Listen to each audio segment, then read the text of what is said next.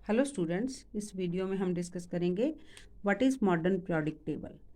तो dear students, modern periodic table जो है, ये पिक्चर जो है मॉडर्न पीरियोडिक टेबल की है। Modern periodic table consist of 18 groups और 7 horizontal rose.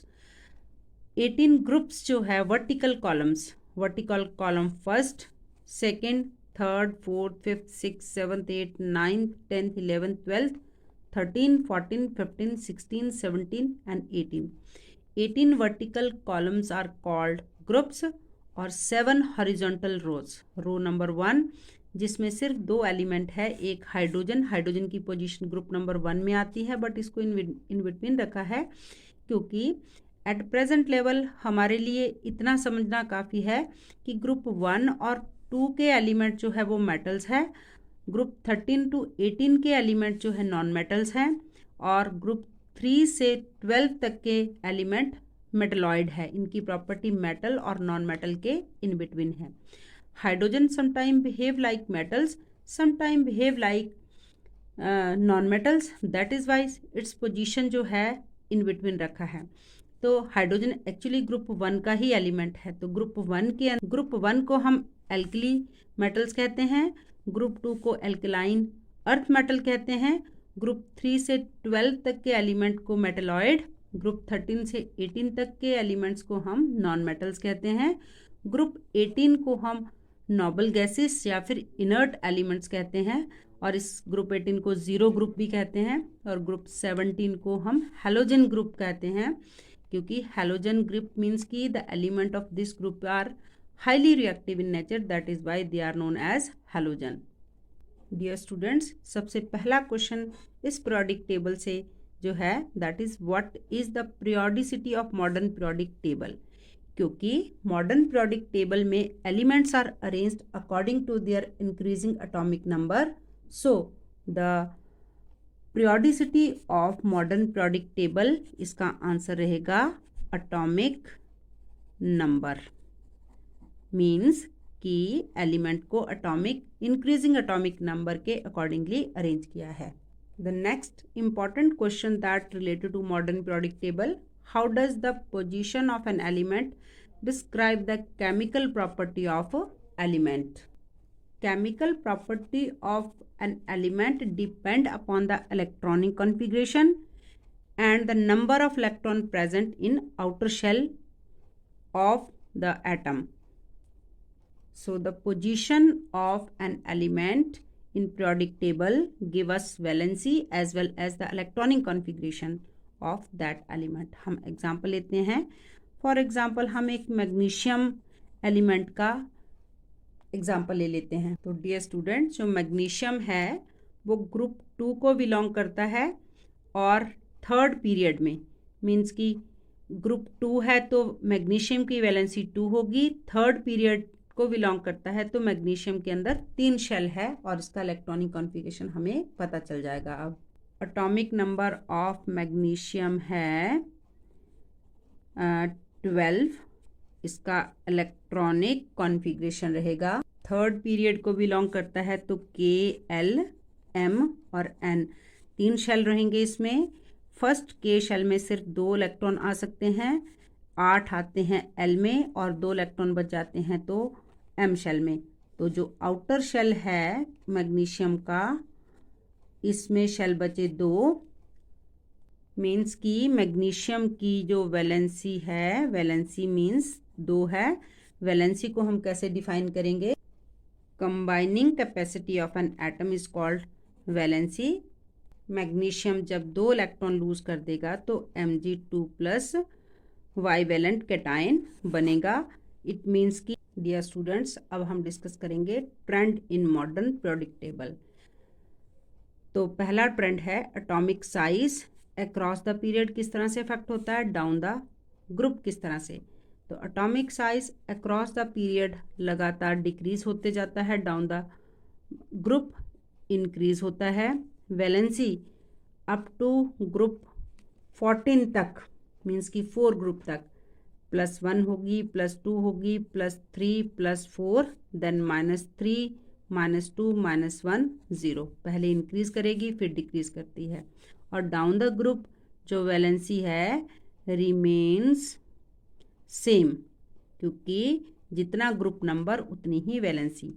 Metallic character across the period decrease करता है और डाउन द ग्रुप इंक्रीज करता है। Dear students, non metallic character across the period increase करता है और डाउन द ग्रुप डिक्रीज करता है। अब डियर स्टूडेंट्स, अब हम डिस्कस करेंगे कि ये ट्रेंड किस तरह से अक्रॉस द पीरियड और डाउन द ग्रुप वेरी करते हैं। तो मैं एग्जांपल लूँगी यहाँ पर सेकंड पीरियड की। सेकंड पीरियड के अंदर 8 एलिमेंट है, lithium, beryllium, boron, carbon, nitrogen, oxygen, fluorine और नियॉन।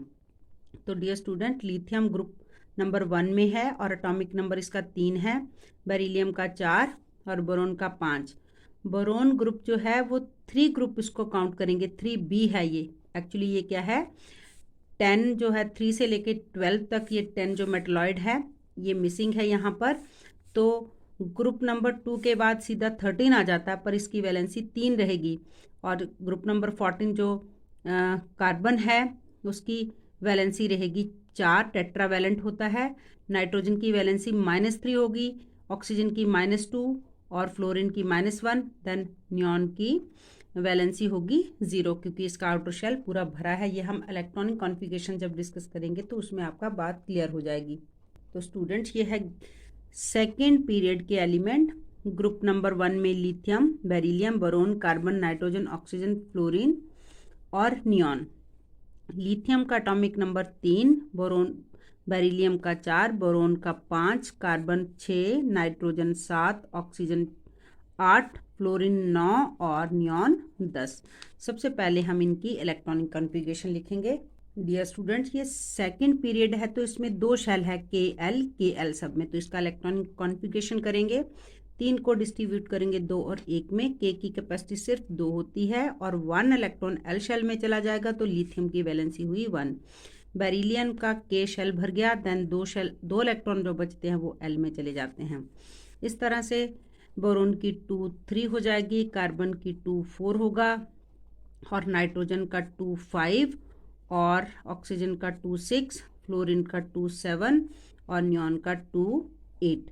तो डियर स्टूडेंट, जब आउटर शेल में 8 इलेक्ट्रॉन पूरे भर जाते हैं तो वह एटम स्टेबल हो जाता है, वो फिर किसी भी केमिकल रिएक्शन में टेक पार्ट नहीं करता। बट प्रोवाइडेड कि कोई ड्रास्टिक कंडीशंस अगर अप्लाई करते हैं तो वो टेक पार्ट कर सकता है केमिकल रिएक्शंस में।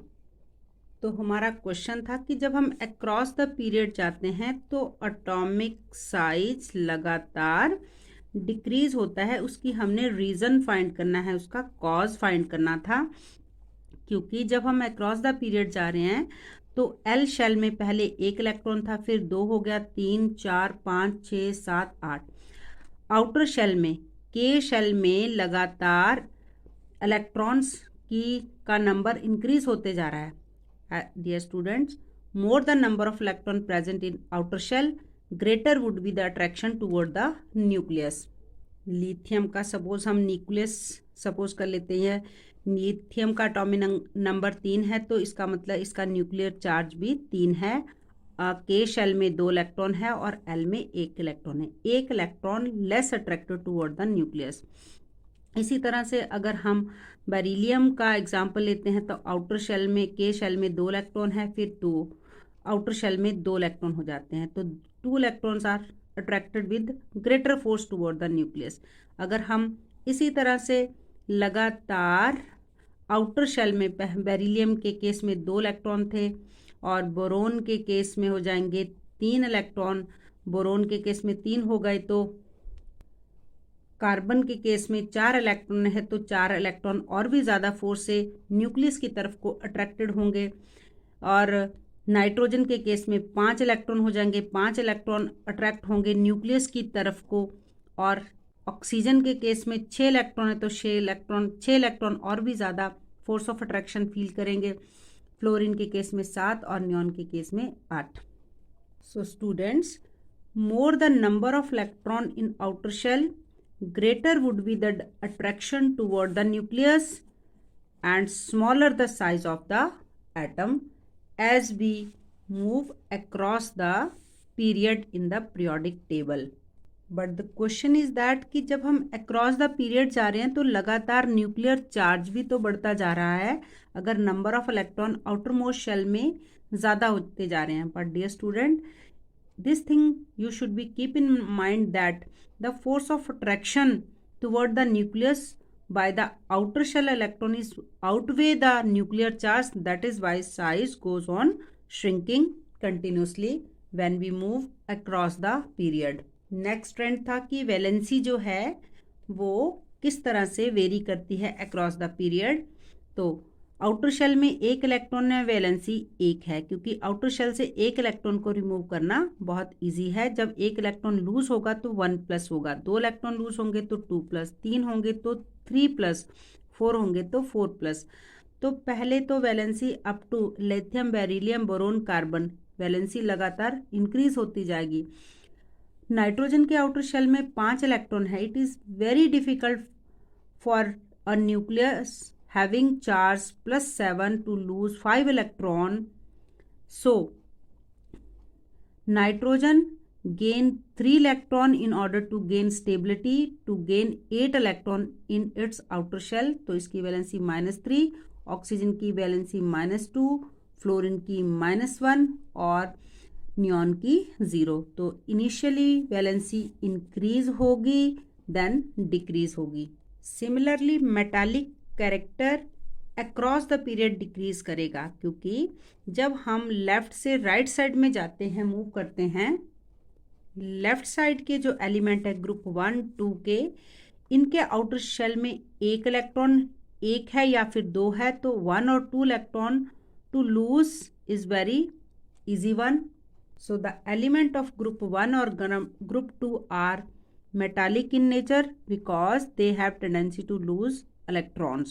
But as we non metallic character ये बात शो करता है कि किसी भी एलिमेंट के एटम कितने आराम से इलेक्ट्रॉन गेन करके, नेगेटिव चार्ज गेन करके एनाइन बनाते हैं. तो नाइट्रोजन सबसे ज़्यादा नॉन मेटालिक है, ऑक्सीजन और फ्लोरीन, ये जो नाइट्रोजन, ऑक्सीजन, फ्लोरीन, ये सबसे ज़्यादा नॉन मेटालिक कैरेक्टर शो करते हैं, क्योंकि इनके आउटर मोस्ट में शेल में, नाइट्रोजन के आउटर मोस्ट शेल में 5 इलेक्ट्रॉन होते हैं, तो वो 3 गेन करके N3 नेगेटिव नाइट्राइड आयन बना देगा, ऑक्सीजन 2 गेन करेगा और फ्लोरीन 1 करेगा. तो ये नॉन मेटालिक कैरेक्टर सबसे ज़्यादा शो करते हैं when we move across the period. Dear students, अब हम डिस्कस करेंगे कि डाउन द पीरियड किस तरह से एटॉमिक साइज बढ़ता है, मेटालिक कैरेक्टर बढ़ता है. एग्जाम्पल लेंगे हम ग्रुप 1 की. ग्रुप 1 के अंदर एलिमेंट्स हैं hydrogen, lithium, sodium, potassium, rubidium, caesium और फ्रेंजियम. पीरियड 1 है तो इसके पास एक शेल है, इसका एटॉमिक नंबर 1 होता है. पीरियड 2 है तो इसके शेल 2 है, न्यूक्लियस 2 शेल है. आउटर इलेक्ट्रॉन ग्रुप 1 है तो आउटर शेल में सिर्फ एक ही इलेक्ट्रॉन रहेगा, इसके आउटर शेल में भी सिर्फ एक इलेक्ट्रॉन है. यहाँ पीरियड 3 है तो इसके पास 3 शेल है, आउटर इलेक्ट्रॉन न्यूक्लियस से और भी दूर हो गया. पीरियड 4 है तो इसके अंदर 4 शेल है, तो न्यूक्लियस से आउटर इलेक्ट्रॉन की दूरी और भी ज़्यादा हो गई. 5 पीरियड है तो आउटर शेल जो है 1, 2, 3, 4, 5 शेल है, तो आउटर इलेक्ट्रॉन की डिस्टेंस और भी बढ़ गई. 6 है इसी तरह से. सो आपने देखा स्टूडेंट, जैसे जैसे student as we move down the group, the outer electrons is far away from the nucleus and the number of shell लगातार जब हम एक पीरियड से दूसरे पीरियड में जाते तो बढ़ते जाते, जिस वजह से एटॉमिक साइज बढ़ता जाता है. बट जो उसकी वैलेंसी है, valency of the group remain same, valency same रहती है. मेटालिक कैरेक्टर भी लगातार इंक्रीज होता जाता है, इलेक्ट्रोपॉजिटिव कैरेक्टर भी बढ़ता है और नॉन मेटालिक कैरेक्टर डिक्रीज होता है as we move down the group. तो